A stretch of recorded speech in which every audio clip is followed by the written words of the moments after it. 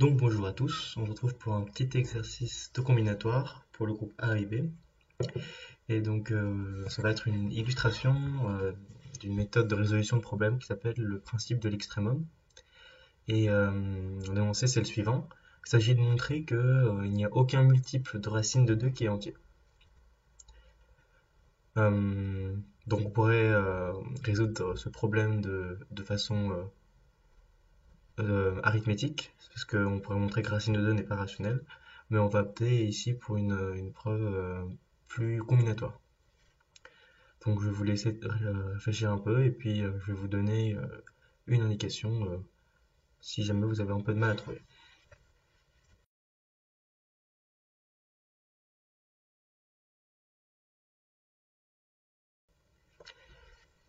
Alors l'indication, c'est que c'est qu'en fait on va raisonner par l'absurde, on va supposer qu'il existe des entiers n tels que n fois racine de 2 est entier, et on va prendre le plus petit entier qui vérifie ça.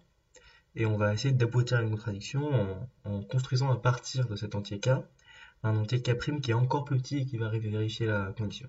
Et on aura donc une preuve par l'absurde qui nous montre que notre ensemble, il n'y a aucun élément qui vérifie que K fois racine de 2 est entier.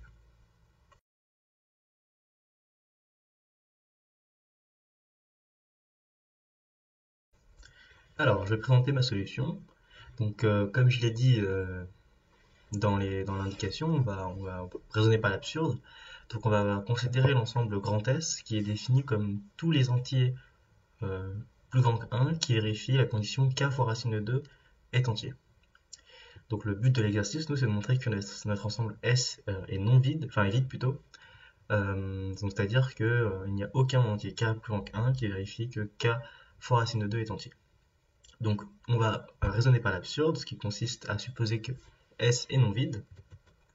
Et si S est non vide, bah, on peut considérer son plus petit élément, qu'on appelle K.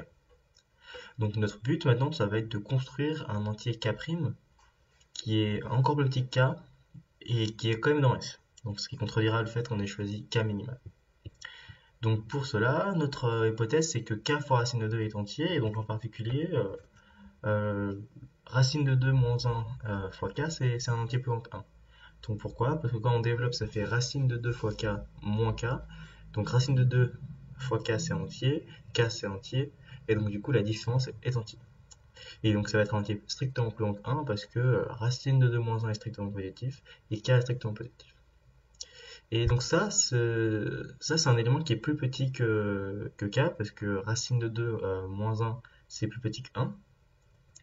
En fait ça va être le bon candidat pour être le K' que l'on cherchait. Pourquoi? Parce que quand on multiplie cet entier-là par racine de 2, bon, bah, on développe. Il y a un racine de 2 au carré fois k, moins racine de 2 fois k, et donc ça fait 2k moins racine de 2k. Donc 2k c'est un entier, moins racine de 2 fois k par hypothèse c'est un entier, donc la différence est un entier. Et bien sûr c'est strictement positif parce que sous la forme factorisée, on a racine de 2 moins 1 qui est strictement positif, k qui est strictement positif, et racine de 2 qui est strictement positif. Donc pour conclure, on a trouvé un élément K' qu'on appelle racine de 2 moins 1 facteur de K, qui vérifie le fait d'être dans l'ensemble S, mais qui est strictement inférieur à K. Et ça c'est pas possible parce qu'on avait supposé K minimum. Donc voilà, donc ça c'était une illustration du principe de l'extrémum. Ça consiste en général quand vous donnez un... Enfin, ça consiste l'idée est essentiellement de se dire que on peut choisir un cas qui vérifie la condition et on gagne de l'information à supposer qu'il est extrémal en un certain sens, et ici c'était le plus petit possible.